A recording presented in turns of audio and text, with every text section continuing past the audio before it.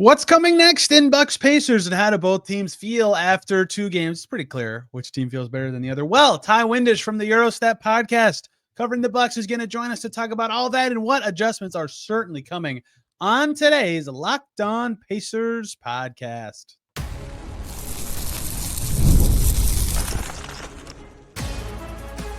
You are Locked On Pacers, your daily Indiana Pacers podcast. Part of the Locked On Podcast Network, your team every day.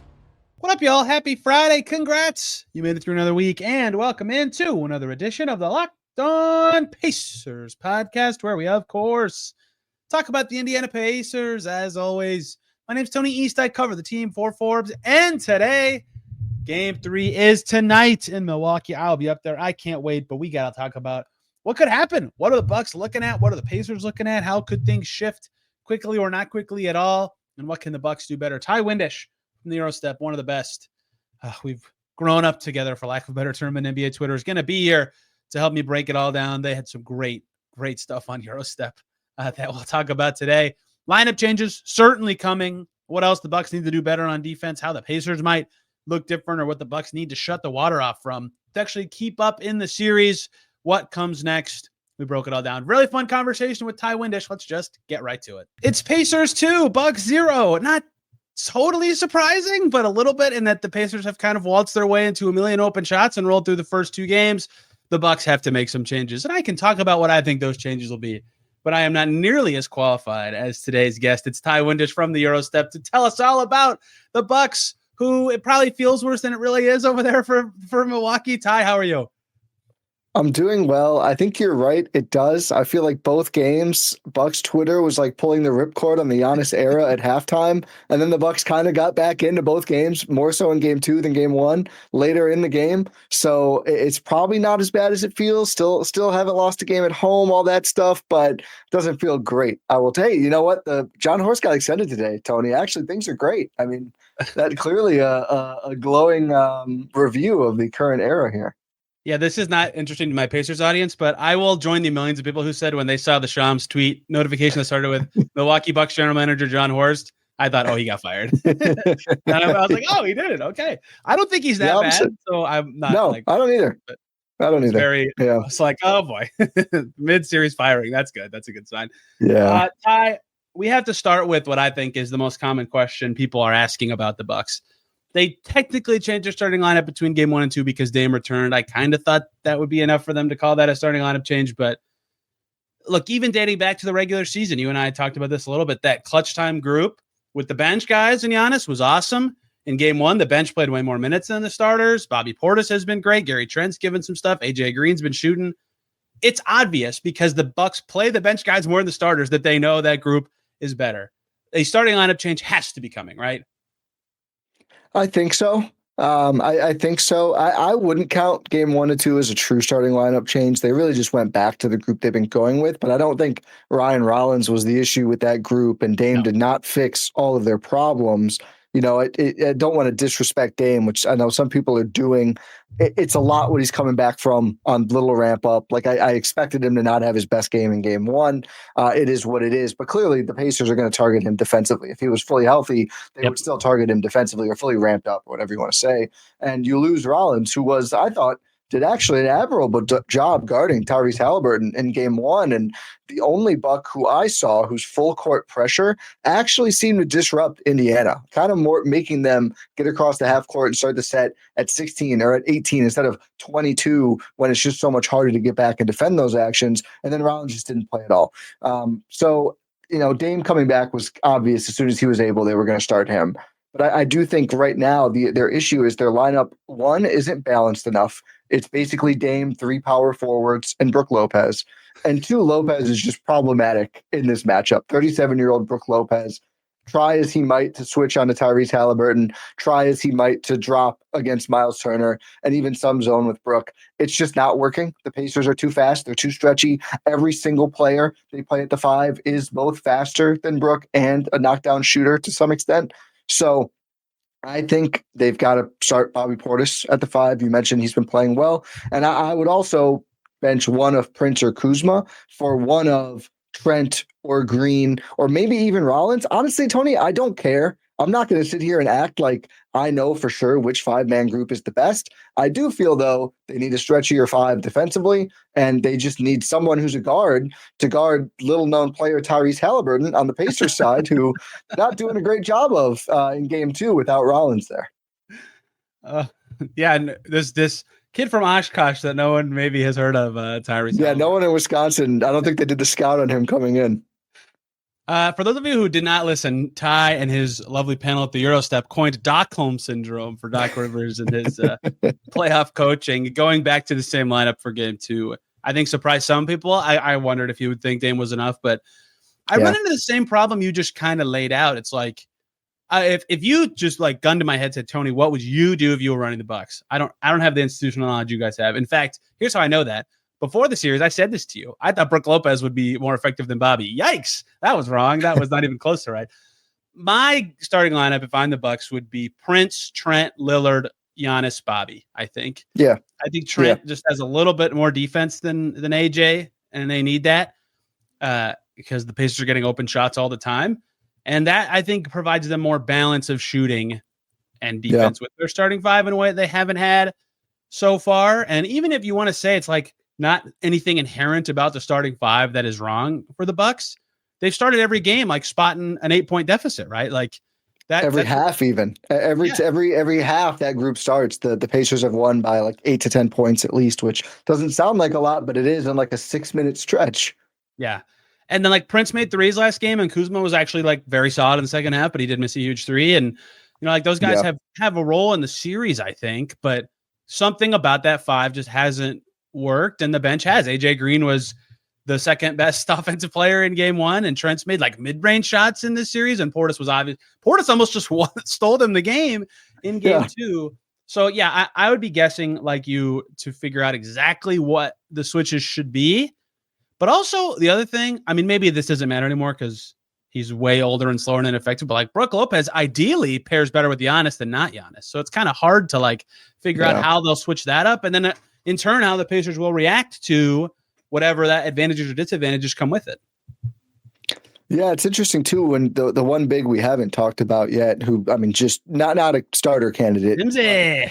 Jericho Sims, Bucks best plus minus in the series through 2 games at +4. They've won his minutes in both games, and they don't score at all because they've only played him without Giannis. They're basically playing him in the non-Giannis minutes thus far, which makes sense when you consider the spacing implications, but also doesn't make sense when you consider they start Giannis with Kyle Kuzma and Brook Lopez. I don't know Brook shoots, but we can be honest, the Pacers don't care, right? The Indiana Pacers are like, oh, Brook Lopez is taking 30-footers. It's not Giannis or Dame doing a thing? Sure, good luck. See if you can hit 5 of them, and maybe we'll adjust. The start of game 2 going Kuzma shot, Lopez shot. I think the Pacers were like, oh, shoot.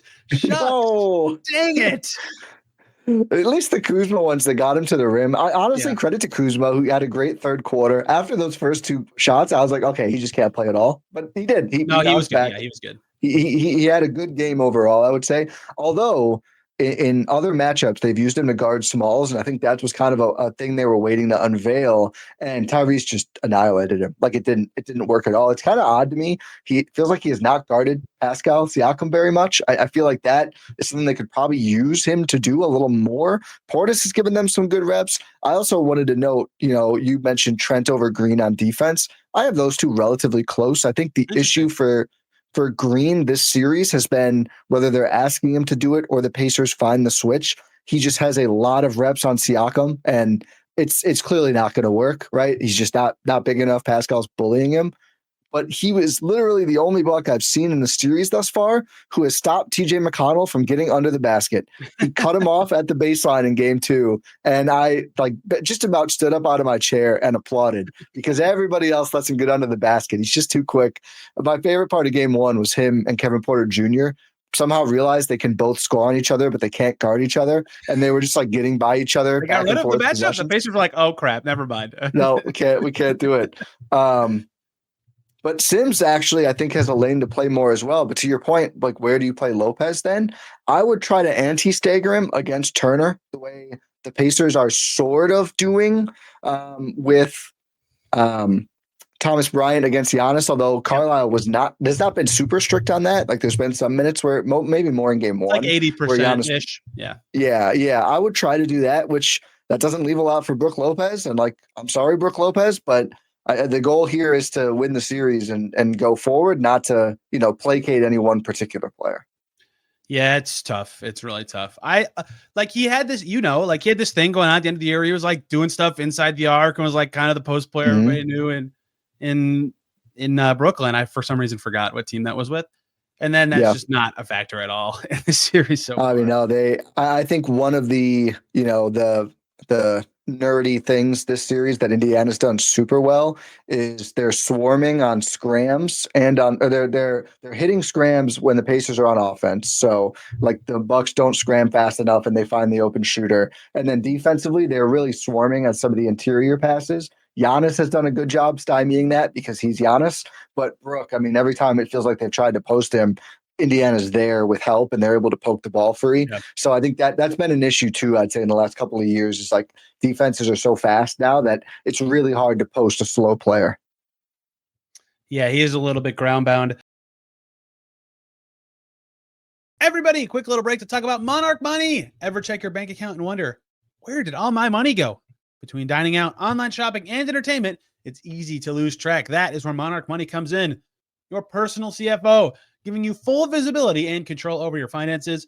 Monarch Money isn't just a budgeting app. It's a complete financial command center. You can track all your accounts, investments, and spending in one place, so you stop just managing your money and start building wealth.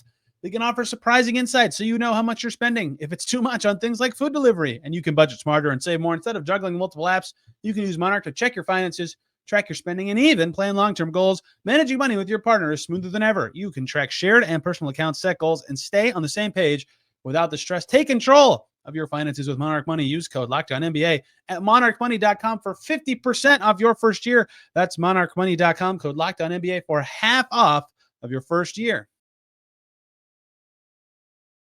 Look, the way that teams feel after these two games, obviously the team up 2-0 feels better. The way I've talked about these first two games, they weren't the same game, but the Pacers, I think, had to feel good after the first two games for the same reason. They were getting awesome shots like every other play that were very open or like in the exact spot they want from whoever they want. And the Bucks probably feel bad because they're like, dang, we can't stop them from getting these shots all the time. And the Bucks were decent on defense. You're right. They were 11th, 12th, right? In defensive rating. Like, why have they had so many struggles on that end of the floor? Is it all lineups to you, or what do they need to do better? It's not all lineups.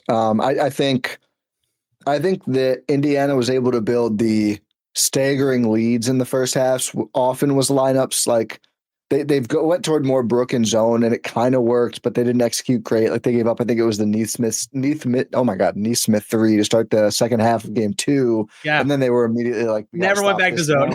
Immediately we're done with that. which is insane to me because, like, okay, you give up 1 3. How many threes did we give up and drop and switching Brook and we stick with it for longer? I think I would investigate more of that too if you are looking for ways to play him. I think zone, you just need him around the basket. If he's not around the basket and you're somehow not giving up shots, if you accomplish both of those things, you're in a good spot with Brook Lopez. If he's not by the basket or you are giving up open shots, it's not going to work. But I think that the lineups have been an issue for that reason. And also, again, like they're trying to guard Tyrese with 3/4/5s, and he's just too quick. And I actually do think the Bucks strategy should be as much as possible to switch without giving up like the instantly you lose matchups, whether it's personnel or maybe just fighting through some more screens. Like they give up switches a little too easily, I think, when they do switch. But I would want to make Tyrese beat an AJ Green. And maybe you're a Pacers fan, listen to this, like, that's ridiculous. Tyrese is much better. And yeah, he is, but I think his genius is attacking with the pass more than just isoing players. Like I would try to make him do something he doesn't want to do that much. But the problem for the Bucks is even when they are switching, like the Siakam 3 that was kind of the nail in the coffin of game 2, they just messed up a scram switch. The Pacers lost. Yeah. Kuzma and Portis both went with Turner, who Dame was scramming off of to pick up Neesmith. And it's just like a simple miscommunication. Like Indiana didn't even do it. It looks like they're both looking at Giannis, like thinking Giannis is about to pop out, even though he's guarding a big man, like right there. Yeah. It makes absolutely no sense. And I saw people yelling at that play and Giannis giving up the Nembhard three as if they were the same mistake. No, it's not. I mean, Giannis wasn't even that far away. Nembhard is just freaking nails in the playoffs, and he made a great shot over Giannis. Like, credit to him. The other one is just, you just can't ever have that happen. And it feels like they do it all the time. Like, they miss the switches or they over rotate. There was one in game 2 where Green is just like on the foul line, or on the like edge of the foul line, and he just lets someone else, maybe that was the zone 3 I'm thinking of, just shoot a wide open 3. They just do things that are kind of dumb defensively or mistakes. And that's the real issue for me, is like, can you fix blown switches in 2 days off between games? Maybe, but it's problematic that we're there, in April in game 2 of a playoff series anyway. Yeah. Something that's been really fascinating to me is, the Pacers in the regular season, as everybody knows, like, they want to play fast on offense and have like very, not shorter possessions, but just like you mentioned earlier, them getting across the timeline. Like, they want to get into their set quicker and get a good shot quicker. And so the thing about the Bucks that's been interesting is these haven't been like really fast games. They haven't been slow either, but they've been like kind of in the middle. And you look, and the Pacers seconds per possession is like 15 or 16 or 16 and a half in these games, which is pretty long for them. So what I've been noticing about the Bucks defense a lot of the time is the first thing they want to do on an action, contain this. They do like an okay job, and then they're in rotation, but they've stopped the first thing. And then the Pacers go into their second thing. And then the Bucks do like a kind of okay job again, and they stick with that. And then eventually third, fourth, whatever the Pacers do, because they call their offense random. It's a lot of concepts.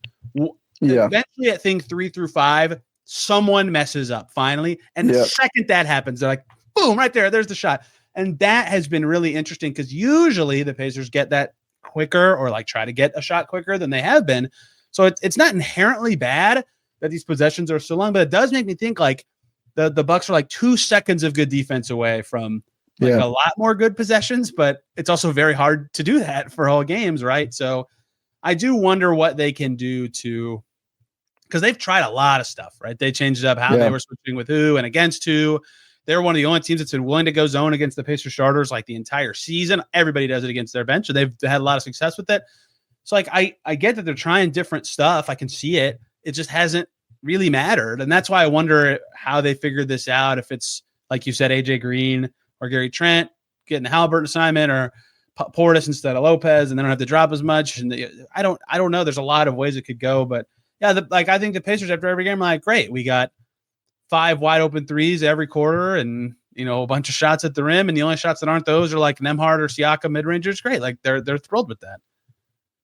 Yeah, and I think there's a couple of things that make me wish there was a spot somewhere, whether it's starting or not, for Rollins to play more in this series. Because to your point, like, if it takes you 16 seconds to get through an average possession in this series so far, if Rollins is hounding the ball handler, usually Haliburton, so you're not getting over half court until 18, and then you're running. I mean, I know that's not how it's part of that sample, but you just have less time, right? And you have to defend less actions. And it is, I mean, this is true for any defense, of course. The more actions you put them in, the more likely there is to be a breakdown. But I think the Bucks, this is something that's been true of them the whole Damian Lillard era, is usually first action half court, they're a darn good defense. If they're not in half court, they're a bad defense. And the more you make them do, they're a bad defense, or not as good of a defense. Like, they need to make the basket and get set. When they go on offensive cold spells, their defense suffers. They are not the same as they were in the Drew Holiday Bucks, who were like, we're going to stop you 10 times in a row, and maybe we'll score in 3 of them. Hopefully Chris is on a heater right now. Just a wholly different team. Which I think honestly frustrates Giannis sometimes, because I think he misses being that defensive juggernaut team, but that's just not who they are right now. So I think Rollins with the ball pressure, and also just I think they need to be more forceful on the ball handlers, because the other thing is, if you're a good defense, or certainly if you're a great defense, you're not going to let 5 actions get run, because you'll like tip a pass or pick something off before then.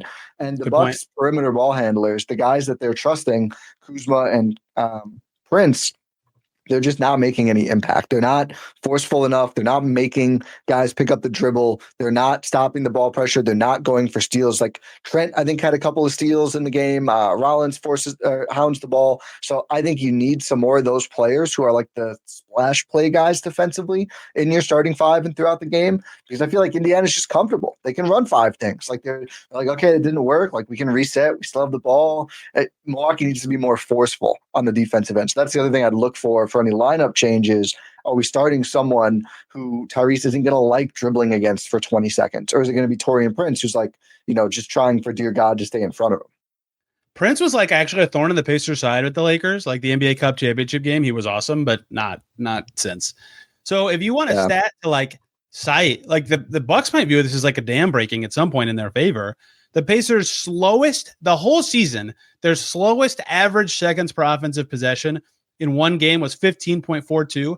Both games in the playoffs so far have been slower than that, right? The Bucks are forcing them like pretty, not like late in the clock. It's not like 4, 3, 2, 1, got to get a shot up. It's not flaming bags, but it's like, hey, it's 9 or 8. Like you got, and so it feels like they're close there, but that's what like the Pacers have been. I don't think they've been uncomfortable at all. Right. So like, what is the point where that balance is struck and the Bucks feel better about it? Because the Pacers have had 2 good shooting games because they've been very open and like they've been finishing at the rim because they've been very open. It's not even that like they hit a decent to tough shot late in the clock. It's like wide open.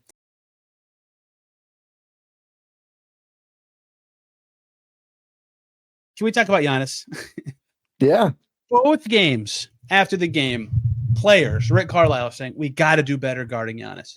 We got to keep him away from the rim. And I'm like, I get wanting to. You can't. Like, no. They've mixed up the coverages, I think, pretty well.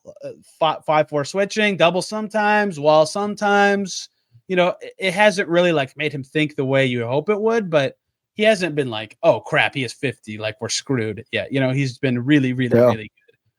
And so they keep saying we got to do better. And like the very first shot he took in game 2, they had 4 guys right around at the rim. I was like, oh, man, we're going to see where this shifts. But it just didn't feel like it was totally different. He's been amazing. Why have they not dominated his minutes? Like, what am I missing? I think that's a lineups thing. I think that is really, you look at the most forceful of his minutes, right? Like he's only playing with the most effective lineups when he's already been battering against this defense for 10-ish minutes, and he's still great in those minutes. But I don't think they've won the Giannis and Bobby minutes in the series. It's close, right? It's like, I think it's barely a net negative by like the net rating of like -1 or, whatever. It's slightly negative versus like Giannis and almost any starter. I think they've lost those minutes by like 20 points. And I just think that's like, he's going to score some baskets. He's going to get to the foul line. Obviously the free throw shooting is not going to be consistent for him. So that doesn't help. But even if he made them all, they would have lost his starter minutes this series, just because they're just giving up so much when they try to accommodate Lopez and Kuzma and Prince. And the other thing is, why I want like one of Green or Trent out there, in addition to the defensive stuff we've talked about, is they just need to shoot more threes generally, and they need more elite shooters. One pass from Giannis, and they treat Kuzma like he is. He's just not, clearly. One of the most annoying plays to me of game 2 was like in the second half, I believe, like a crucial moment. They run a Giannis post up with one player, one pass away right there on the strong side corner, and they run it for Kuzma. And he misses the 3. It's wide open. Of course, Indiana sends the help. They have to your point. And he just doesn't hit it because he's, a 29 or whatever percent 3-point shooter when you have like Dame and Trent and other guys out there, Portis, I believe. So I think they need more spacing. They need to have those dangerous shooters, running stuff with him. More Dame Giannis pick and roll would help too. They really eased into it in game 1, which has been a frustrating theme for the Bucks the whole last 2 years here. But I think it's mostly lineups that aren't really maximizing what Giannis can do. Like, you just need more space and to be viable defensively. So we'll see if they do finally make a change to do that. If the Bucks can finally get a strong start and then flip that, because obviously if they lose the Giannis minutes, I know they've been close in these games. The series is a non-starter. Like, being +4 in Jericho Sims minutes is cute. It's a team built to win with Giannis. They're not doing it. It's a huge issue. Yeah, I agree. Like that, because I thought the whole time, like are the Pacers going to change their sub pattern to like have starters on the floor when Giannis isn't out there so they can really cruise in the minutes? Like, they don't have to. They're up by 15 by the time he goes to the bench in the first half of these games. It's been really weird. Have you, like, I don't want to say I disagree with them. They're on the team, right? How they feel is like objectively what matters. But I'm like, I kind of think they've been fine with how they've defended Giannis. Not that they're going to be like, yes, he shot 70%, but like just generally like what you hope to do. Like, I haven't felt like there were a couple of possessions in the second half of game 2 where I was like, oh, he had a way too free of a run to the rim right there. But in general, I thought this is about as good as I thought they could hope to do against this guy. He's just kind of amazing. Yeah, I think if you're Indiana and they can't or won't admit it, I think if he's got 30-some points on the great shooting, but 5 or less assists, you're totally fine with it. Yeah, like, one in I game think, 1 was crazy low. Yeah. Yeah, I mean, that's the Bucks shot horribly generally, even guys that should make more. But I think that should be the goal is like, are we keeping him under like 40 points and assists? Because he had a 20 assist game that. down the stretch, right? Like without Dame, he had 30 and 20 assists, I think, which is a monstrous game. And then, the whole Bucks team is rolling at that point. And we'll see, like, just going home help some of these role players be a little more active. The Bucks, like Indiana, have been a much better home than road team all season. Maybe that'll have a factor. But I do think you look at if he's got 36 and 4 assists, you're like, okay, he created a lot of offense, but is this Bucks team capable of generating what would that be? More 44-ish points. That would be just from Giannis. Like, are they going to generate 80 without Giannis doing it? Maybe not. Maybe with Dame back. Like, we'll see how he progresses. But I think you got to look at the points and assists. So even though he's had 36 on 66% from the field, when you're scoring 120, 36 and a couple assists doesn't total that many points. I'm going to use that. The 40 combined I'm going to be using. But he could just score that. Yeah, he could. I mean, he could. I think if we get more desperate, right, like he might just have another 60-point game. But I think he's aware that's not necessarily the way to win the series, though. Yeah. The end of game 2, he's taking it up every time, right? He was, I was like, oh, like that's what they're going to do if it really comes to it. And I wonder if they'll go to that a little more. I also wonder if they weren't like crashing, but it definitely wasn't as Bucksy of the way in game 2 that it was in game 1, that they tried to get a few offensive rebounds. And I was like, oh, they didn't do that. We'll see if that continues, because a lot of the actual successes from that were just Giannis grabbing his own miss, which too bad. He's huge. Yeah. What are you looking at from, if anything, Pacers changes after 2 games? Yeah, I think it's going to be, I think the whole McConnell experience is fascinating, because while he does allow teams to play more zone and, in that sense, and you can try to pick on him because obviously he's got a size limitation, he's been so effective. And I think he's the reason those bench groups I'm talking about don't have a better, rating so far for the Bucks, is he just keeps breaking down whoever they have guarding him. Like, I think that's kind of an issue. I know he's going to play throughout the series no matter what, but I feel like Milwaukee has to better kind of leverage those minutes and get more out of them. Like, I just think, you're not going to always be able to target him defensively. I just think on offense, you've got to stop letting him get to that spot. You've got to take more advantage when Tyrese is sitting. I don't think the Bucks have done that well enough. I'm also really interested in how Carlisle's going to keep handling their big rotation overall. Like, we've seen Jarris Walker and Thomas Bryant. Do we get to a point where it's just one of them? I actually kind of feel like Bryant's been better thus far, although I feel like there's a little bit more of an upside there, of course, with Walker and what he can do. I haven't directly noticed the impact as much. I'm obviously more focused on the other team, but Bryant had some big shots in game 1. So just the classic, are they ever going to go with the super small lineups more? Do they like those guys as the bigs? That sort of thing also interests me. But as you say, I mean, when you're up 2-0 and you've rolled and had these dominant stretches, you don't really feel the need to make too many adjustments. Yes. You want to make Milwaukee make you. So, I think I'll have a better answer for this if the Bucks are able to get a win here and they do something differently. And then it's like, okay, what was the issue then for Indiana in response to what the Bucks did? Yeah, I wondered how much McConnell would play in the playoffs. I wondered how much Walker would play in the playoffs. I did not think Thomas Bryant would play a minute in the series. I mean, you watch Pacers Bucks last year, the Pacers played 8 guys every game, right? Like, they didn't play any back at 5. Bryant had 2 possessions in game 2 where I was like, oh no. And then the rest of the time I was like, wow, he's been like very solid in his time on the floor. Like, we said he's going to tell his grandkids about that possession where he stood up Giannis and he like yelled afterward. He told us all immediately. Did you see him? Everybody else is running up the floor to go score, and he's like amped up in the paint. Like, I'm like, hey, the game's still going on. Hey, do you know he's going to be a Hall of Famer? He's going to be in the Hall of Fame because he was the one earnestly blocking out on LeBron's shot to set the all-time scoring record. One of the funny, if you rewatch that play, he is stealing like he's going to get the ball. Just an amazing moment for Thomas Bryant. We've asked him about that. It's very funny to me. When Ovechkin scored his record-setting goal, I said, "Where's Thomas Bryant? What's he doing?" He's calling for the puck. I got to take the L. He's been better than I thought this series. Walker has made threes, which is good because you never know with him. It's been very consistent of late, but it's his first real playoff time. But his defense is up and down. I thought they would play him mostly. Well, let me be clear. I was expecting they'd go 8 guys. Once I knew or figured I'd be 9, I was like, okay, Jarris is going to play mostly because he's like, this guy can foul Giannis 6 times. Yeah. Like he's big and he moves fast enough. Yeah.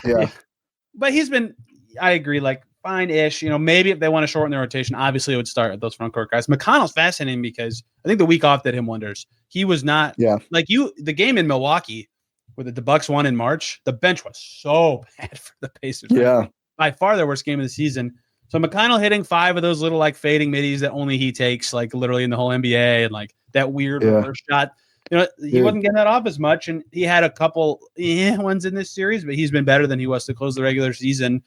Look, if the Bucks figure out how to keep him out of the paint, they'll be the first team to do it, right? Like he's got the wiggle, but that would be significant in terms, and then because he's been adjusted to a lot. Like that took him off of Kevin Porter right away, and they're trying to figure out how to attack the zone when he's out there. And then in game 2, Dame was out there with Kevin Porter. They're like, crap, we got a sub, and Jarris came in earlier because of that. They needed the size, so like his size limitations certainly forced the Pacers to do certain things. But if he keeps running a nice offense against the bench, I don't think the Pacers will really complain. If you'd like to, go ahead.